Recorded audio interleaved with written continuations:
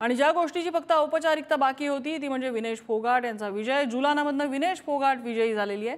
बजरंग पुनिया यांनी विनेश फोगाटचं अभिनंदन केलेलं आहे। अगदी शेवटची फेरी बाकी होती आणि तिथपर्यंत विनेश फोगाट यांना 6000पेक्षा जास्त मतांची आघाडी मिळालेली होती आणि अखेरीस त्यांची विजयाची घोषणा करण्यात आलेली आहे। निवडणुकीच्या तोंडावर विनेश फोगाट यांनी काँग्रेसमध्ये प्रवेश केलेला होता। विनेश फोगाट आणि बजरंग पुनिया दोघांनीही काँग्रेसमध्ये प्रवेश केलेला होता। पैकी विनेश फोगाटनं जुलानामधून निवडणूक लढवली आणि त्यामध्ये विनेश फोगाटचा विजय झालाय।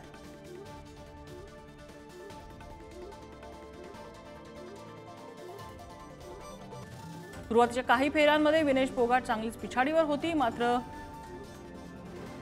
मतांची पिछाडी भरून काढत विनेश फोगाटने 6000पेक्षा जास्त मतांनी विजय मिळवलेला आहे। काही वेळातच विजयाची अंतिम आकडेवारी जाहीर करण्यात येईल। हरियाणामधल्या जुलाना या मतदारसंघातून विनेश फोगाट निवडणुकीच्या रिंगणात काँग्रेसकडून उतरल्या होत्या।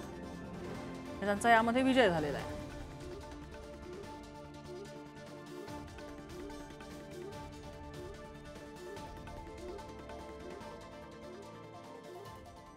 आणि